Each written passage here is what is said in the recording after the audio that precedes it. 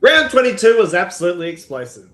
The Pies of September bound after Nick Daicos put on a Brownlow masterclass to sing the Eagles, while Brisbane bounced back with a 67-point demolition of Hawthorn. Sydney went completely nuclear, smashing Port by 97 points. Melbourne stunned premiership favourites Fremantle in the MCG thriller. And Gold Coast finally snapped a brutal 10-game losing streak. Geelong had an easy win over the Bombers. Adelaide survived Richmond, and Carlton kept their wildcard dreams alive, while St Kilda's final hopes hang by a thread with Naz out. I'm Egi, and this is TNT Footy. Joining me as always are Todd and Taz. How are we today, boys? Yeah, good, mate. And you?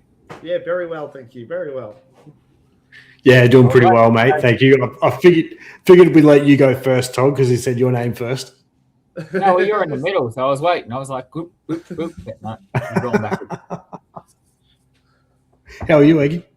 I'm very well, thank you. Bit of a late show this week as I was working late last night, but we got there in the end.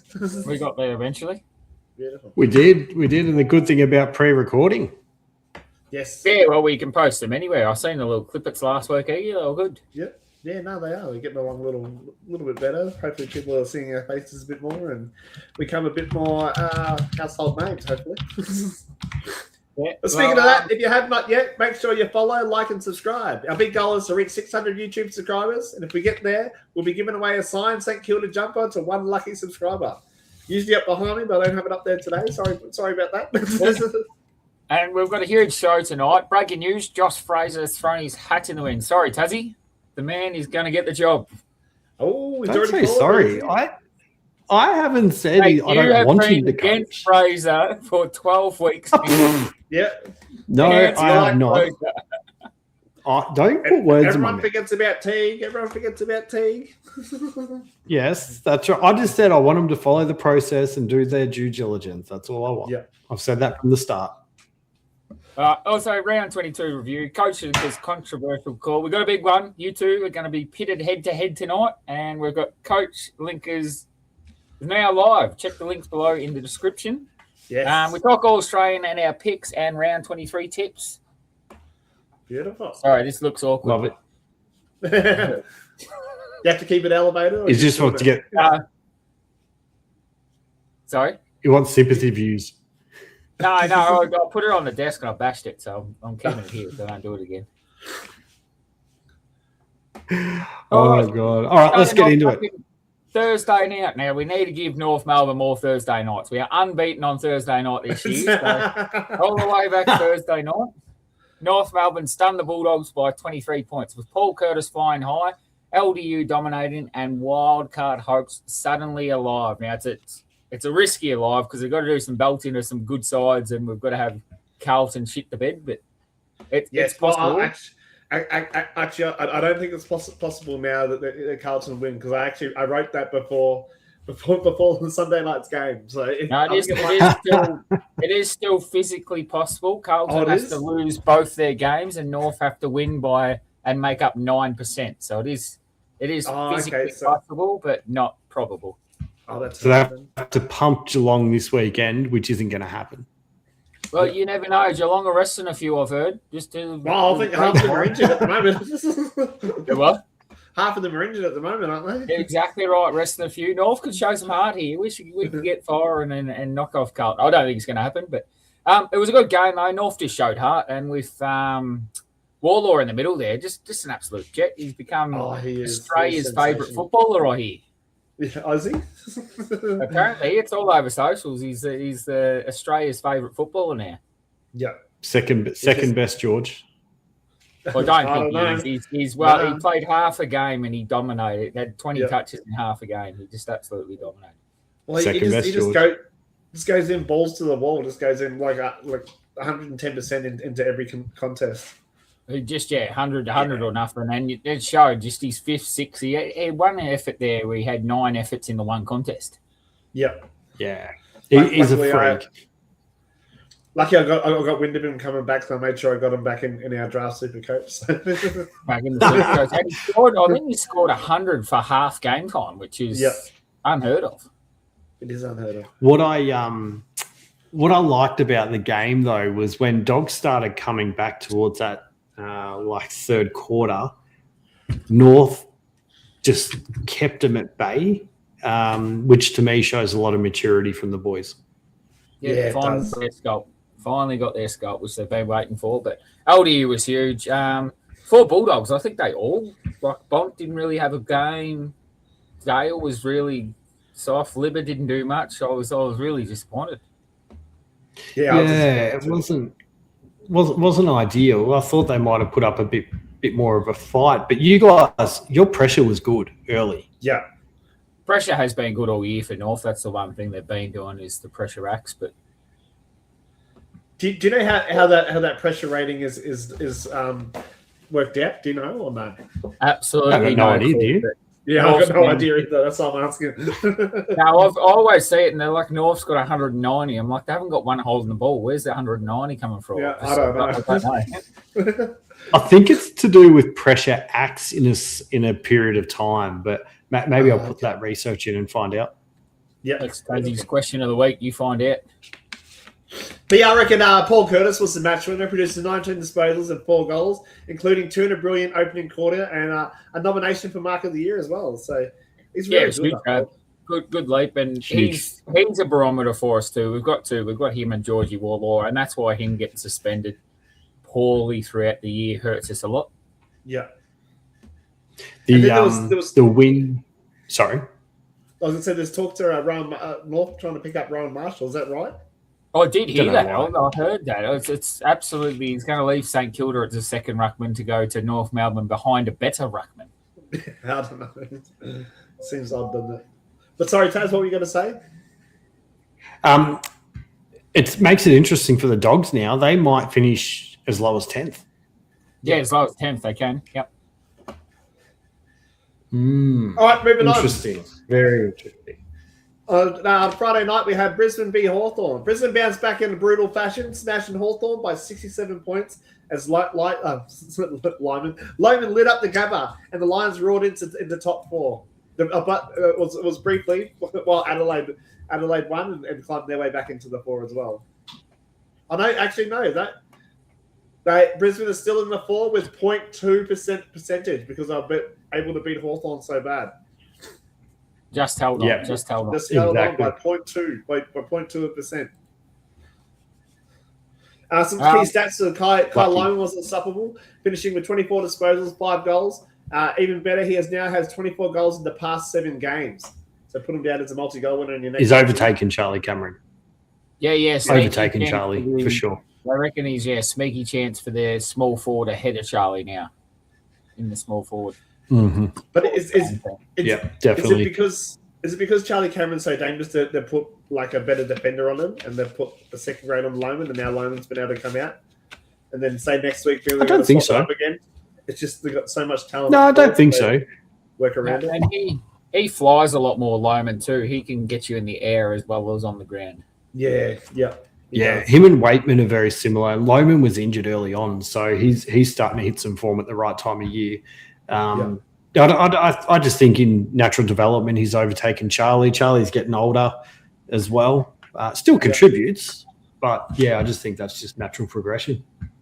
And Brisbane defensive pressure was the difference though. Their pressure rating, I don't know how that works, but it was high. It was high gauge in the pressure ratings. Was through the roof, and they just kept making Hawthorn turn it over, and we're just able to use it better through the middle. Yeah, a huge. That's actually what I was about to say. Since round 14, he has absolutely torn up the competition. He's just gone next level. He's one of my favorite players. It's like him, Harry Shearsall, Nick Daicos, all those little young mids. They get in and around it, and they're like the way they do it. Will Ashcroft's they're all around the same age. Yeah. And Will Ashcroft's probably slightly different because he's got a bit more size about him, so he's getting in and under getting the ball, where you don't see that as much from Nick or Harry. But he's definitely getting it. They don't need to. Nah.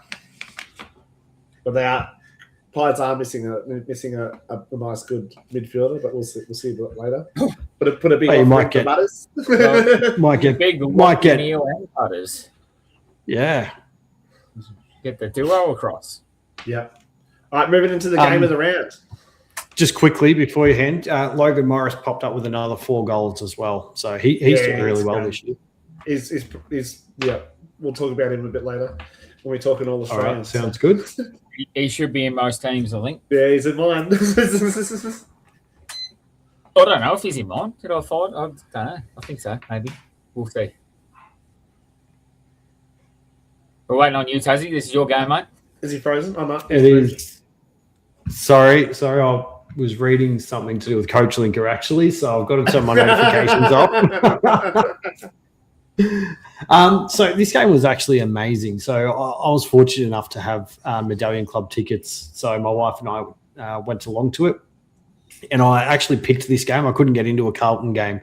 So I looked at the fixture and Fremantle. I thought Melbourne are going pretty well at the moment. Fremantle top of the ladder.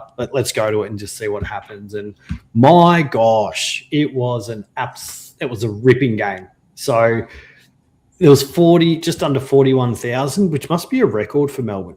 To be honest, because they don't get a lot of crowd there. Sorry, that's. You think they should be so good this? They've been so good this year. You'd think they'd get around them, wouldn't you?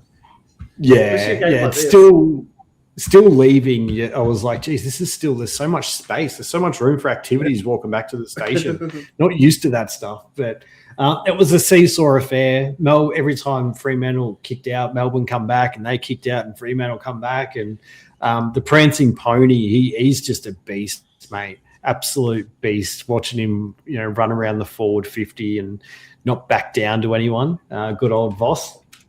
One of the biggest things I did notice though was Fremantle.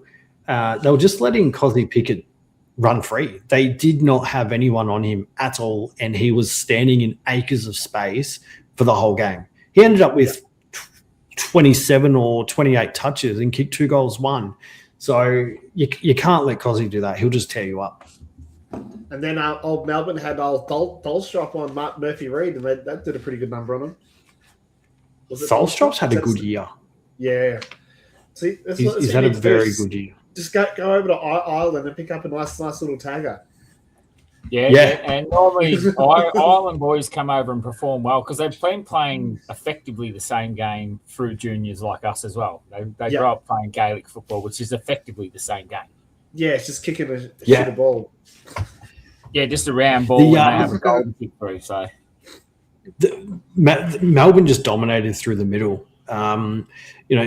Brayshaw, Sarong, Reed, none of them could get their hands on it at all. It was all just Sparrow and Pickett mainly. So, it's a good win to Melbourne, and that cements them in 6th spot for the time being, depending on how they go this weekend. They should beat Port and Geelong. There's still a game ahead of Geelong. So what do you guys think, Egi? Yeah, they were pretty good. So I think Brisbane and Adelaide are all sitting on 56. So depending how they all go this week, they could even sneak into 4th if they wanted to. Todd, what are your thoughts? Yeah, I think Melbourne are tracking along nicely, and as long as you don't play them at the G, it's sort of okay. But they seem to just not lose down at the G there, and they've got Port Adelaide Oval this week. But if they get a home final, look out, they'll go deep. They can manage. Yeah, I think so too. Well, if they sneak into they've got Port, then back at the G against Bulldogs, so they might even sneak into probably not 2nd but 3rd, but then in that qualifying final they're going to get a home final. I don't think anyone's going to beat them going into finals. Nah, I don't think so at all. Fremantle, they were trying. Like, it's not like they took the foot off the pedal, and Amos Voss and Tracy still managed to kick 11 goals between them, but Melbourne just they were about 18 points up in the last quarter, weren't they? Yeah, they were in the snow, but we were just getting clippets because I was up on the mountain. But it seemed like Freo were home, and then we flicked back later and they'd lost. Yeah, they did. It was a gutsy win by Melbourne, and one that the supporters should be pretty happy about. But Fremantle haven't lost anything from that. They've lost 3 games for the year, so they've got a very healthy percentage. They're not going to lose top spot, I don't feel, unless Sydney absolutely thump Essendon, which is possible. They're still going to win, but they're still going to finish top 2. Yeah, Freo's still got to lose 2 and Sydney got to win 2, which they will win the next 2, Sydney, but I don't think Freo will lose the next 2. No, as long as they win one of the 2, they'll be fine. Good little segue. We got Sydney unleashed a second quarter avalanche, smashing Port by 97 points as Goulden dominate. Curnow kicks 5 and all but secures the Coleman medal, being 9. I think he's 8 clear. Oh, I'll have to have a look. He's about 7 or 8 clear, and the Swans strengthened second spot. Now, they absolutely dominated. We were watching this on the bus on the way back from the mountain, and it was just every 2 seconds, Swans were just made it look easy. Just a walk 7 in the clear. park. Yeah, he's on 62. Ben King on 55, Jai Amos on 53, and Nick Watson on 52 with Jack Unson. So with 7 clear, he's got Essendon. We know what he does against lower end sides. And then I believe they've got Richmond or West. Oh, no, they've got North Melbourne in the last. So he could kick another bag there as well. Yep. Yeah, really good. Good for Port. A shining light this year has been Whitlock. He's been good up forward for them. I've really liked him, and he's built into the season really well. He doesn't dominate the stat sheet or anything, but he kicked 4 on the weekend, and he looks lively. I like him. Yeah.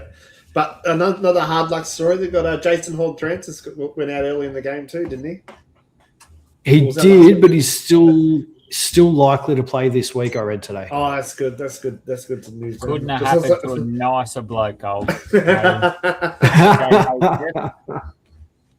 That is terrible, Todd. Absolutely terrible. Back on Sydney, Chad Warner is just a freak. He's hitting some good form, isn't he? Oh, he is. Him and Isaac. Well, yeah, Isaac Henny. But yeah, him across that half board. He's probably a shoo-in for a goal in most games. So that's probably why he's playing the goal these days.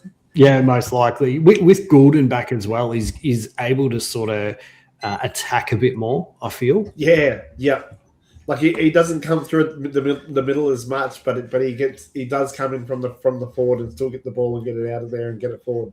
Yeah, he sort of plays that Hawthorn high half forward where they run up and run back through and get lost in traffic heading back towards goal, and then he can sneak up just in the middle of nowhere and take a hanger if he wants to. He's big overhead. Yeah.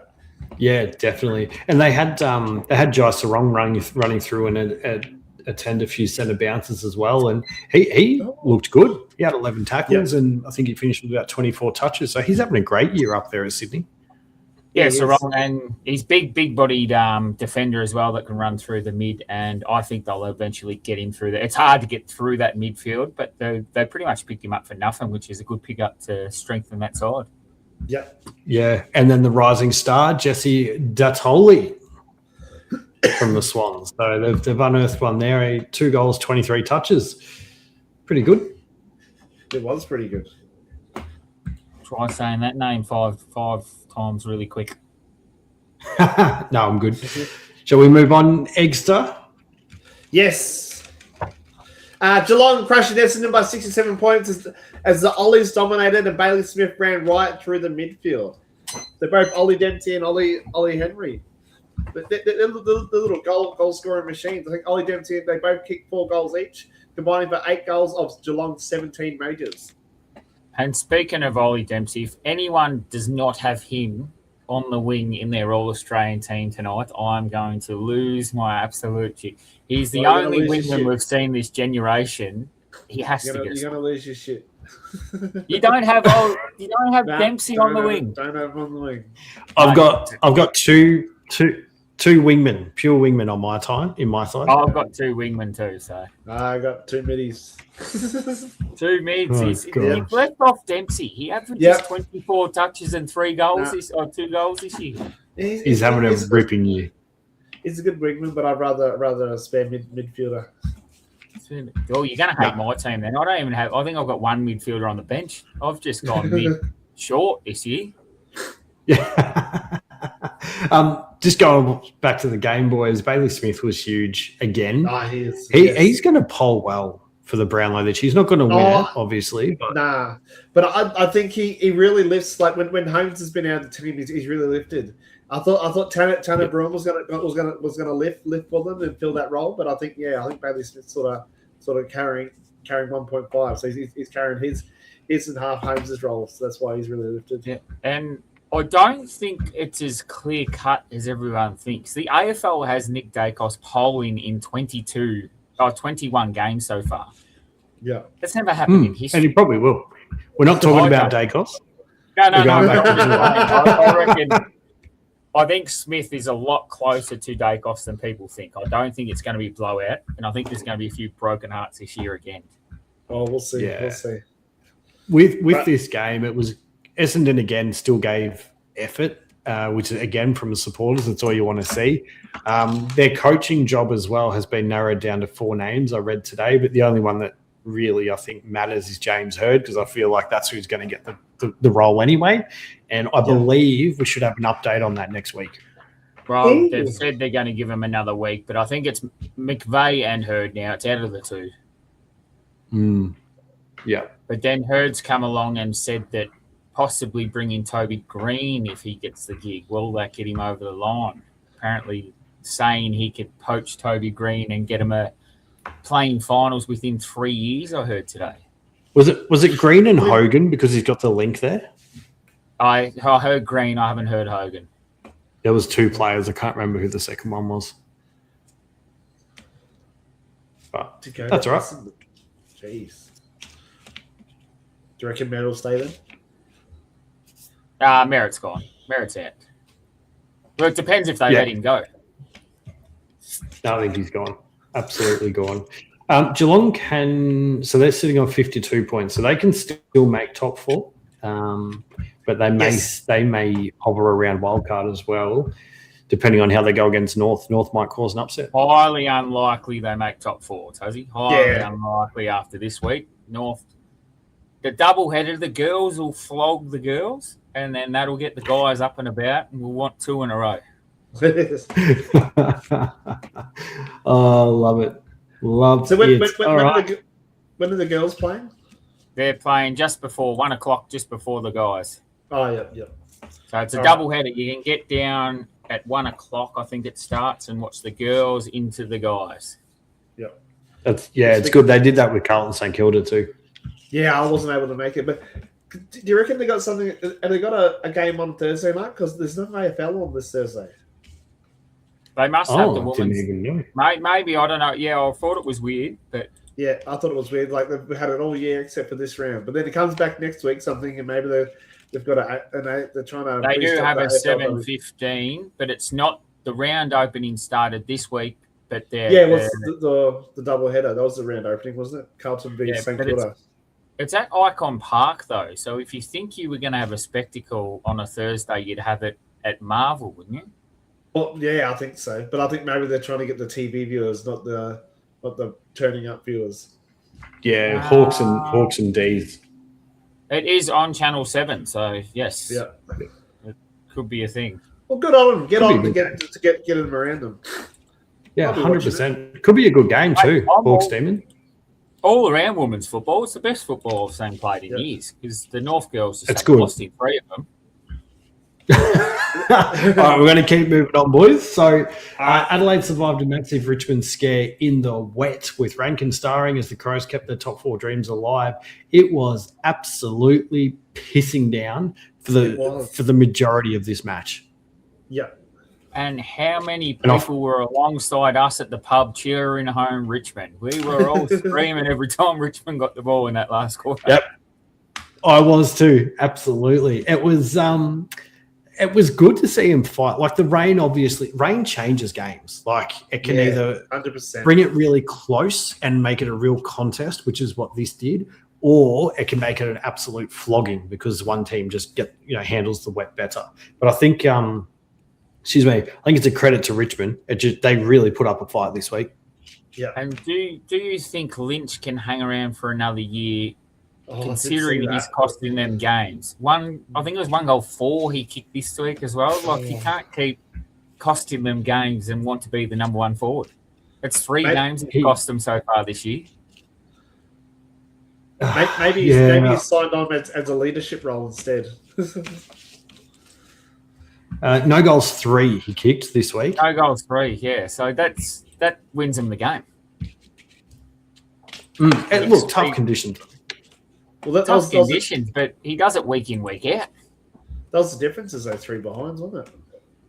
Yeah, it absolutely was. That's a couple of games this year that they should have beaten us earlier in the year if he had a kick straight as well. 1 goal 7 against you early in the year, and then it was 1 goal, or 3 goals 5 against another club that they could have beaten. And I don't know why they've resized. I know it's good to see he's getting the shots, but he needs to work on that because it costs the kids confidence. Where's that on Absolutely. Sportsbet? We can pick the goal kickers to kick more points and goals. They did that, did they? Yeah, that'd be nice. They should do it. Well, Larky at the moment has been paying huge early in the year, and now you've been Waterman last week. You mentioned Rankin before, how big he was. Yes. One of the things I wanted to point out for him is he actually went at 83.3% efficiency. That's huge in the wet. That is huge in the wet. It's so hard to pick from up 36 touches. Yeah, 37 touches and 12 clearances. But I thought he must have kicked at 100 and had 32 inside 50s because he scored 232 Supercoach points. Yeah. He impacted the game, and I think a lot of it was like he had a lot of impact towards the last 5-10 minutes, and they get bonus points for that. Yep, didn't know that. I thought you just get kicked behind. Well, at the same time, Gordon had 37 and a goal, same as him, and Rankin's doubled his score. Yeah, because Richmond and Adelaide was a close game. Like the game was on the line, so they give bonus points for those sort of scenarios. No, I didn't know that. I don't think they should. Yeah, that's terrible decision making. Just because I'm playing a good team, I get penalised because my team's better than yours. That's it. I'm off Supercoach. Sack him. All right, let's move into the Giants and the Suns game, Todd. Gold Coast. I picked him this week. I only won a TNT footy to pick him, but snapped their brutal 10-game losing streak with Matt Rao, Brownlow medalist, superstar of the club. No, he was good. He was good, Matt Rao, in this one. They stunned GWS by 2 points, but Matt Rao had 40 disposals, 17 clearances, and 16 tackles in the wet. Yep. Yeah, big. And they had no Collins down back either. No, he went off early, didn't he? They had Mac Andrews. He got 11 intercept possessions. He did. Collins was withdrawn before the bounce, or the throw up, I should say. But the battle between Mac Andrew and Cadman was awesome. It was such a good battle to see all game. It was just an aerial battle. Like, you can't play him like that, but Cadman did play him like that. Cadman just ran and jumped next to him, but Mac Andrews was just jumping over the top of him. Like, you've got to put body on Mac. You do. He still managed 2 goals, which is pretty impressive. But Fremantle. Giants are just such a frustrating team. I feel like they're like the Bulldogs. They're so inconsistent. Yeah. They could smash the top team when they beat Fremantle, but then they lose to teams that you'd think should be a walk in the park. Yeah. But a lot of their leadership out there is missing as well. And they lost Jaden Labate and Toby Bedford in the first half too, so they were down 2 on the bench as well. So true. Had a bit of leaks towards the end. Well, they're going to be down even more leadership when Green leaves. Yep, and Hogan when they go to the Bombers. So they could have 2. Yeah, heard it here first. To go to the Bombers. and they win their first final in 8,000 days. Yeah, like 21 years. It's just a ridiculous number now, isn't it? It's just getting to the point where North's been on the bottom for 8 years and still won a final before Essendon won one last. Yeah, it's stupid, mate. Absolutely stupid. The last few weeks, Bailey Humphrey has started to show why clubs are chasing him as well. Yeah. Do you think Suns will let him go at the end of the year? How long is his contract? I think he's still got a year. Oh, is he? But if you listen to Dimmer, no. But do we listen to coaches anymore? I think he's gone if they want currency for him. Yeah. If he wants to go and they can get something for him, why not take it? Like, it's the whole merit swing again. They could have had 4 picks last year. They might struggle to get 1 in the first round this year. Yeah. Yeah. Yep. 100%. What were your boys' thoughts on the game? It's again, something that's quite interesting to see. It was good. It was good to see Gold Coast get a win. You go first, Egg. I just did, didn't I? He's already gone. Yeah, I've talked for you were quiet. Sorry, no, it just glitched out. It froze for a bit there. I don't know what happened. I thought it was okay. Sort of a bit of a seesaw affair to an extent. I mean, Gold Coast kept Giants at bay most of the time. They just did what they needed to do. Look, Suns haven't been getting smashed. They've kind of been in games the last few weeks. They just haven't got that win. So it is nice for them to get the win. Finally get a win over the line. And you could see it meant a lot to him too. Matt Real in tears. Absolutely. Feeling slightly embarrassed at the start of the season, picking them as minor premiers, but you get that. Yeah, you do. You do. Hey, we'll move into what I thought was the game of the round. Oh, the game of the round. Oh, over to the west. The Pies of September bound, baby. Collins survived a fierce Eagles challenge powered by Nick Daicos to secure a crucial 19-point victory.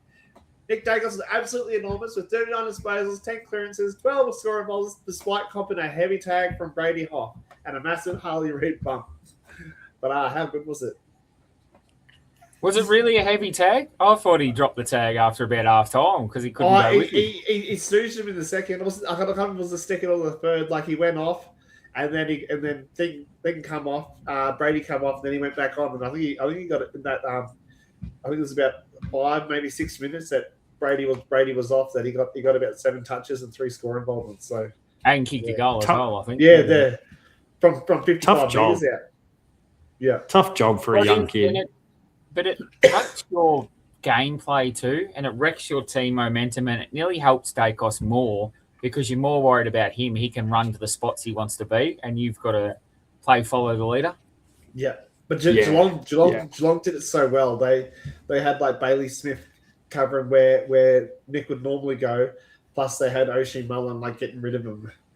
But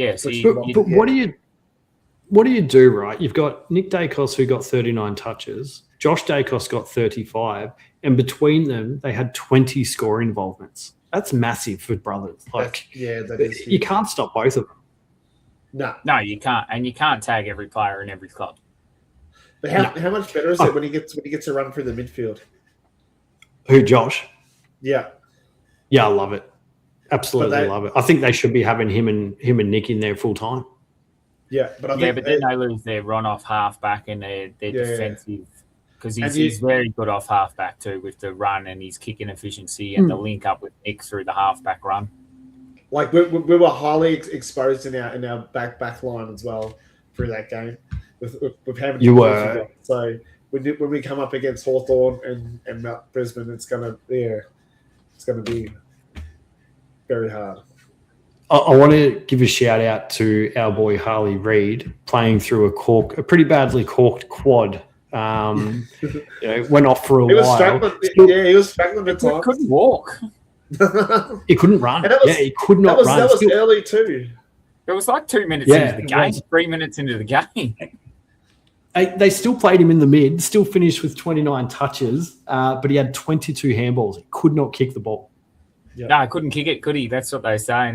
And you've seen him running through, getting a handball received through the middle, and he had to handball it on. There's no point getting a handball received if you're just going to launch a handball forward. Yeah, exactly. Yeah. And Demick's Day, he's for the last 5 games, he's been extraordinary. He has. Who was it? Noah Hodes had his debut, but he was very underwhelming. Very underwhelming. Oh, really? Yeah, I'd drop him in a heartbeat, and I'd even put Pendlebury at halfback this week if we can. If he's back, since we're playing in Melbourne. That is fair. That is fair. Look, oh, sorry, Taz. Go. I was going to say I have to apologise, Eggy, but I was cheering the Eagles home because it helps Carlton. Everyone I spoke to was cheering the Eagles. I went to we'll talk about that, the Carlton and the St Kilda game. I got there a quarter late, so I missed the Naz incident. But yeah, all of them were at the pub watching the game and all cheering for West Coast. So it was lucky I was late. Yeah. I was doing it. If you weren't Pies, you were West Coast. It would have helped Carlton. That's the only reason why. And plus, Eagles have been on the bottom for years now, so it's nice to see them. And I've said it the last 3 weeks. It's nice to see them actually being competitive in games and in winning positions. But you say that, but then they go and steal that premiership off us, and then I was about to say they won one like 4 years ago. What do you mean on the bottom? Give me a break tomorrow, and I'll go back down the bottom for 10 years. It's probably a bit of Harley. Probably a little bit of Harley bias as well. I love watching him play. Bit of Harley love. Speaking of Pendlebury, though, looking to play on next season, Eggy. What are your thoughts? I hope so. Good on him. I reckon get that record up. Get him till he's 90. Yep. One more year. Get him. Oh, that won't get us a 500, but you know. But he, I don't know. I'm a bit iffy with players like this because you're only getting them for half the season. I don't mind that. If you're getting it for the price, obviously we're getting it for the price we want because we're offering Zach Butters a fucking ridiculous deal. And still trying to go for Lockie Neal as well. So and let me just put this with you: if Butters gets the highest paid player in Collingwood history, Nick Daicos' next contract's got to be. They're not going to pay Butters more than Daicos, are they? Well, they'll alter it. Yeah. I don't think they can do that. Like, they can because they can make Zach Butters heavy now and then less later. But there's still the Daicos contract. Like the Pies faithful are going to cry blood if he gets less than Butters. Yeah, but they can alter his contract 2030. Like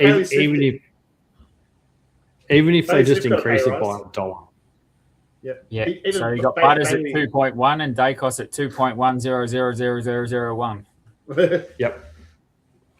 Exactly. All right, we're going to move into the last game of the round, guys.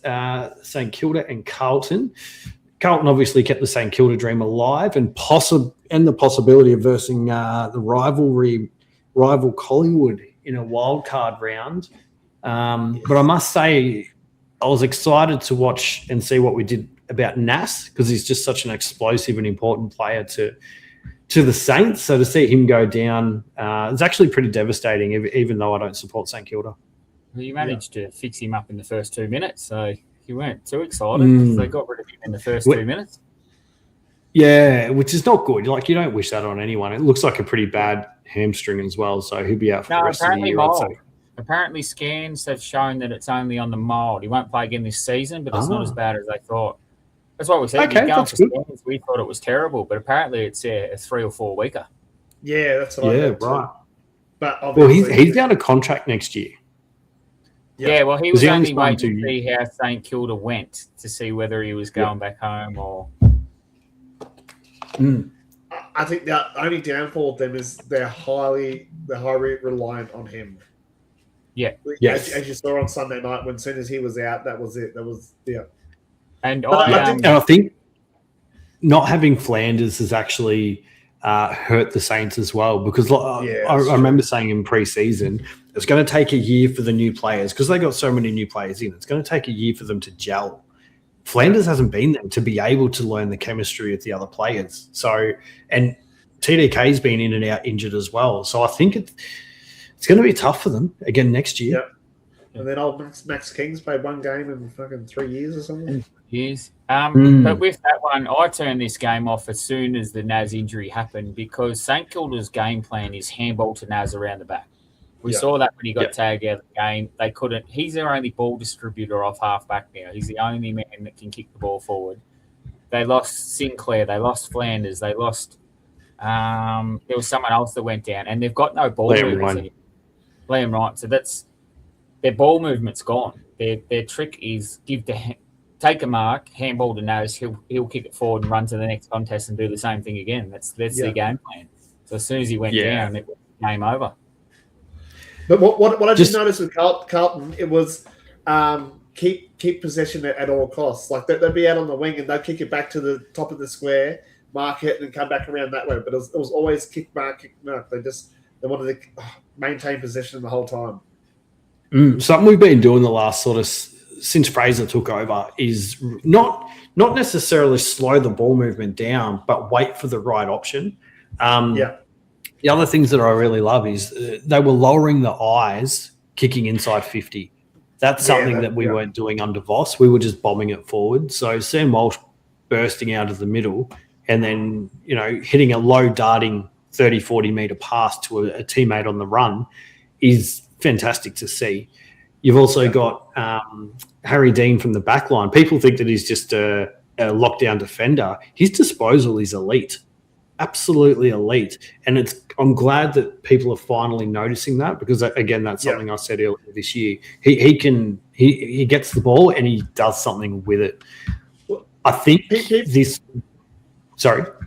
People have been saying for months he's a smoky for the Rising Star, but I think is it just too little, too late? When started too late. If they just voted on 1 or 2 games, maybe, but they vote on the whole season. So he's come into the season too late to make a real impact.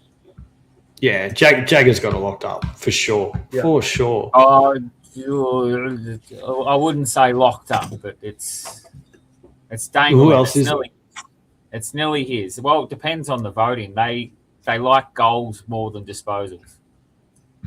I don't know who's going to beat him, but goals I don't think there is anyone.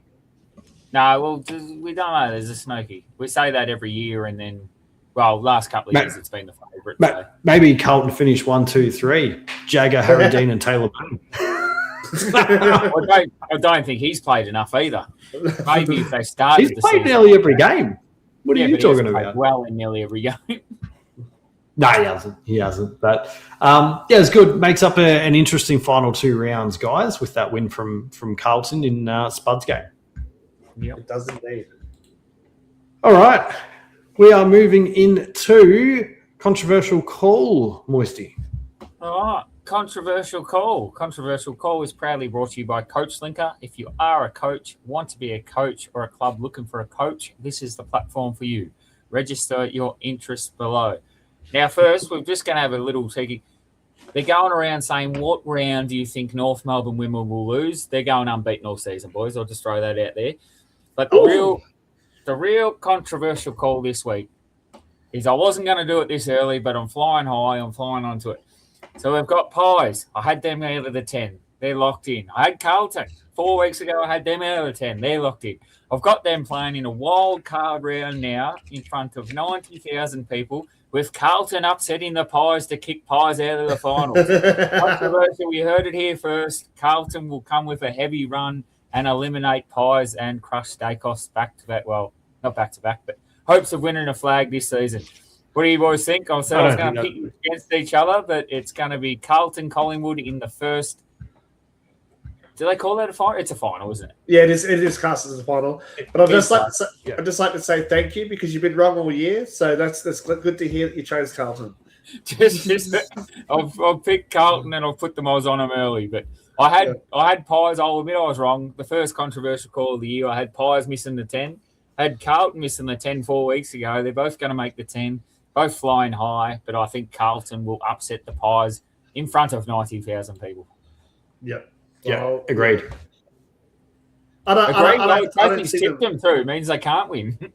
No, I think, I obviously I'm going to tip Pies, but I think Carlton can win, and I think either team is going to do some damage in finals.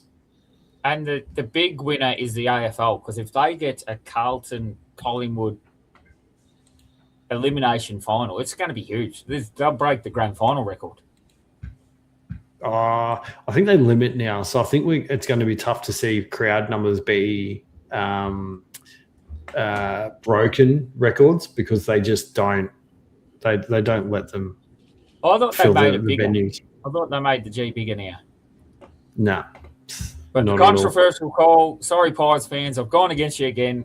Carlton to the Pies in the top 10. I don't think they play. So I think it'll be Adelaide versus Carlton and Western Bulldogs versus Collingwood. So I hope not. I reckon it'll be a spectacle to have the two big clubs against each other. Agreed. Well, we'll see. We'll see if St Kilda can get over the Suns in the last round. I don't see Carlton getting over Fremantle, but I could be wrong. But then I suppose depends who wins this weekend too. If Carlton can beat Western Bulldogs, yeah, they could cement it. You never know. Yeah, but I think the Bulldogs will come out firing after losing to North Melbourne, but Carlton just might be better. They did look pretty good, and they smashed Brisbane by 75 points. And sorry, Tassie, again, we'll just like to emphasise this. Fraser is the man, so you're going to have to be. Why did you say sorry? Because you keep giving him the tea. Yeah, you've given him no, and he's every time I've said he's the man, you've said no. Do the due diligence. I don't want him. I have not once said I don't want him. Don't put words in my mouth, motherfucker. But and looking at the bottom four of the top 10, Carlton are probably the one I'm more afraid of playing. In form. Yeah, well, they're the ones that have come good. They're the ones playing red-hot football. Geelong sort of out of form a little bit. I got Geelong staying in 6. I got Adelaide in 7. So Adelaide have they're pretty good, but we do play pretty well towards them. Western Bulldogs without English, I think they're going to be hard to win. And it depends what Bulldogs rocks up, because the top 10s they normally play well against. So yeah, but I think without English, you got to get your hands on the ball first. So yeah, yeah, that's good. Yeah, and Pito's in pretty good form too. Not saying he's especially going up against TDK as well. That was good to see. That's fantastic. It was so good. Only for about 10 minutes till he got injured, though. All right, so we're moving on to Eggie's viewers' questions. Eggie's viewers' questions. Let me just change this around the background here a little bit. And there we go. Let's change this as well. Can we go like this? Oh, no. So viewers' questions is a bit different this week. Yeah, it is. It's a bit different every week. So we're talking all Australian. So I think that's mine. I'll try and put us in order here. There we go. So we've got mine on the left. We've got Taz's in the middle. Taz, is that right? Is that yours in the middle? Yeah, I didn't put Aaliyah's fullback. Yep. All right. So going from our fullback, I got Lockie's, the Lockie Ash, Lockie Whitfield, and Callum Wilkie. I think Todd's is pretty similar. Who's that in the Sydney? Is that what's his name? No, I've got it around the wrong way. So you've got to have Malira back where McCartan is, and you've got to have McCartan where Parker is, and Parton where Malira is. So this couldn't be bothered. Oh, mate. What are you doing? So I want Parker on the back line. I want Ash, Wilkie, and Malira. Not Malira. Willera. Willera. Yeah. There's Rickety Millera and then Millera. Yeah, so typical Millera Todd. in the back pocket, and then we've got Parker, McCartan, and Naz on the half back line. See, I went the Lizard. Which one's that? Is that MP? Yeah, that's MP. I get MP and Aim mixed up. And I got Maxi Holmes, even though he's played more midfield than anyone. I put him on the half back. Terrible. I've gone with Bodie Hewlin because he's having a ripping season for the Suns. He's having a ripping season. Nas because he couldn't fit in the midfield and he deserves to be in the squad. And then Wilkie, he's been awesome all year. 100%. Taz, you in the mental, you said you had wingers. You have got Bontempelli out on the wing. He's not a winger. Yeah, I've got Dempsey and Bont around the wrong way. Yeah, so you've done a me. So our centre line's the same, Cuzzy. It is. It's exactly the same. Whereas I went old Dawson and Sarong and do you want to scroll a bit, Eggy? Just so it comes up above our photos? Yeah. My apologies. Perfect. Then you can read out our centre line, Tazzy, because it's pretty electric. Well, we've tried to keep it with pure wingmen. Just swap around Dempsey and Bont for me, and I've gone Murphy, Dempsey, and Bont through the middle and the wing, same as Todd. Sorry. Eggy's doing a Daicos on the wings sort of setup. So, well, those two are the genuine wingers and can genuinely make the team, Dempsey and Reid. Yeah, agreed. All right, then we're going to our half forwards where I've got Reid, Morris, and Heaney. I've got Tracy. Well, again, that's around the wrong way, but should be Pickett, Tracy, and Heaney. Did you just copy my old Mate, I was in there first. I've got Heaney, Tracy, and Pickett.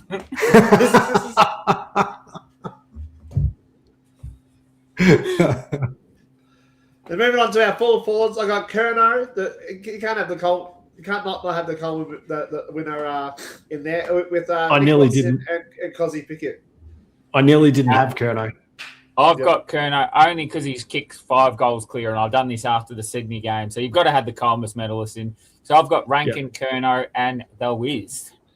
I've got Logan Morris. I think he's had an outstanding year for Brisbane, and he's actually not just kicking goals, but he's getting a lot of score involvements as well. Yeah, 100%. So he's worthy in my opinion. And then Wizard and Charlie. I think the Rankin was more recency biased. I just watched that game, and he just scored 232 super points. I don't think he's. Sorry, I had Morris too, but he was in the half forward line, so it's similar. Similar? Yep. All right, then we're moving on to the followers, where I had the best ruckman this year, Luke Jackson, Nick Daicos, and Will Ashcroft through the midfield. Yes. Ooh, I've got the same as Egi, actually, except Eggy's got Daicos in the ruck.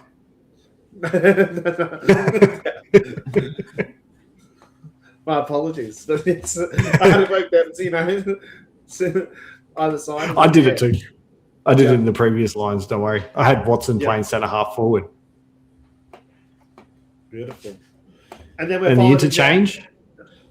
That's where I got Tracy coming in, and I got Sheasel, Butters, Naz, and Gawn. So I'm very midfielder heavy, even from my wings.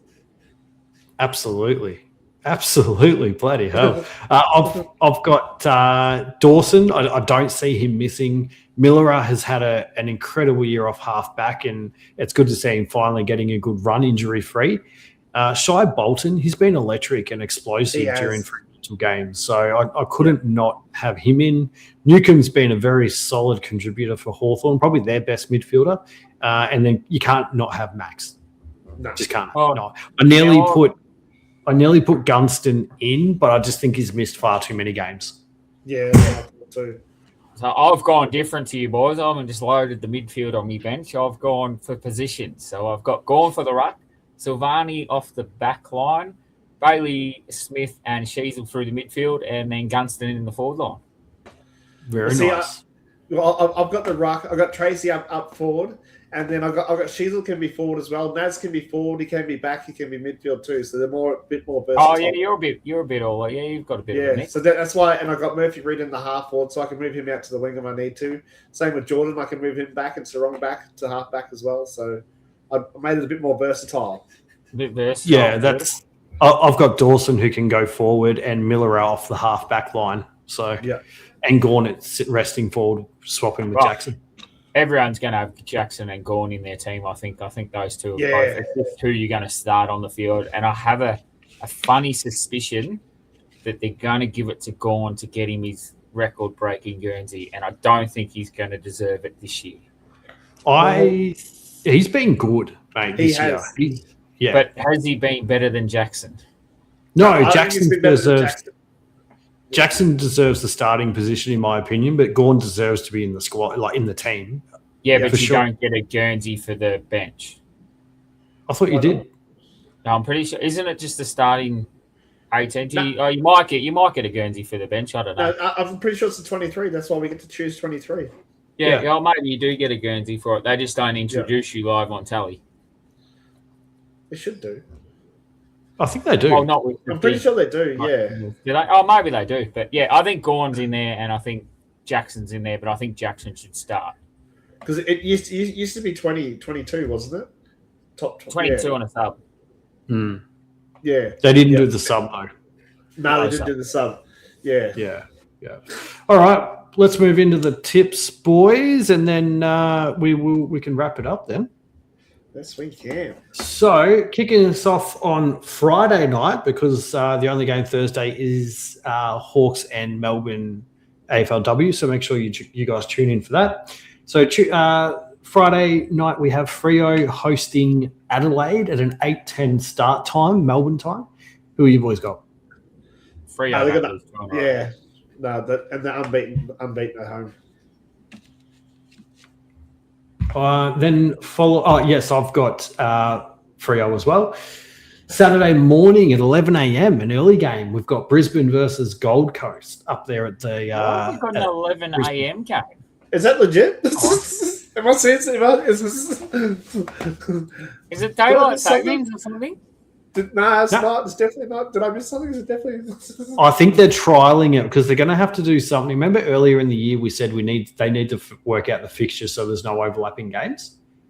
There's still an overlap. It's a 4:15 game. I can see Eastern Australian time. The time is wrong. It's 4:15. Why is that so? I'm going to go by the starting the game at 11 o'clock. It's a 4:15 game. Sorry. We're gonna change it up a bit. So I'm actually going to go by the AFL website fixture now because that's done me dirty. So we've got Saturday at 12:35, Richmond St Kilda. I've got St Kilda with no nose. Sorry, St Kilda. Egi St Kilda. Todd. I said Richmond with no nose. Yeah, you said Richmond. Richmond, beautiful. Sorry, I couldn't hear you both spoke at the same time. Next, we've got North Melbourne, Geelong. Todd, who you got? North Melbourne. Egi? Geelong. I've got Geelong as well. That's the double header you were talking about before. Next up, we have Brisbane and Suns up at the Gabba. Egi, who are you going with? Lions. All day. Todd? Lions for me at the Q Clash. Perfect. All right. Later on that evening, we do have a double fixtured game here as well. So we've got Hawthorn Collingwood at 7:40. Egi, I'm assuming your Pies. Collingwood. Todd? Who the Pies? Pies need a win to play Carlton, so I'm going Pies. I'm going Hawks. Next up, over in Adelaide, we have Port and the Demons. Demons. I kind of want to go Port. Yep, same. Sunday, Giants versus Eagles, 1:40 at NG Stadium. Egi, who are you going? GWS. I like it. Just to know too, it's a double header with the women's before this as well. Oh, it is indeed. I've got GWS. I've got Eagles as an upset. Next up, we have the Dogs versus Carlton at 3:15. I'm going the Dogs. Todd, who are you doing? I'm going Carlton are favourites. Jeez, when was the last time Carlton were favourites? Last week before. No, a few weeks ago. I'm going Carlton. $1.69. I'm taking the 69. I'm going to go Bulldogs. Bounce back after getting done by North Melbourne. They're going to have a point to prove and try and get their way back up the ladder again. That's my thinking too. And then to finish us off at 4:40 on a Sunday is a snooze fest where it'll be the Bombers taking on Swans at the MCG. Todd? Absolutely pisses down this day. There is rain expected and it'll be a slog. Sydney by 200 points. Egi? Sydney by 37. Yeah, I'm going Swans. I'm not even going to put a margin on it because I can't count that high. Oh. You can't count to 200. It's pretty easy. But that's the wrap. Before we go, make sure you check out CoachLinker. If you haven't yet, make sure you check them out using the links in the description below. And if you've enjoyed tonight's show... Oh, yep. Oh, sorry. Go. You go. No, I'm waiting. If you enjoyed tonight's show, don't forget to like, follow, and subscribe. We're on the road to 600 YouTube subscribers, and we'd love for your help getting there. Share the channel to your mates and help us grow the TNT footy community. Beautiful. And as always, love it. don't forget to tune in 6:30 Wednesday night where we have... Is it Wednesday or Thursday this week? Not sure. We'll let you know. We'll let you know, but 6:30, whichever night, we'll post on Facebook and Instagram to Daicos segment. yes, we'll be on live talking about the Pies and their upcoming game against Hawthorn. And I'll be there with the wife, with one of the kids, maybe two. We'll see. Love it. Enjoy. All right. Let's hope it's an explosive round of footy. Explosive round of footy. Waiting for Tassie to go. Yeah, no, we're waiting for Taz. Oh, sorry, my bad. I just heard you go, and I was like, okay, keep going. That's funny. Thanks for tuning in, guys.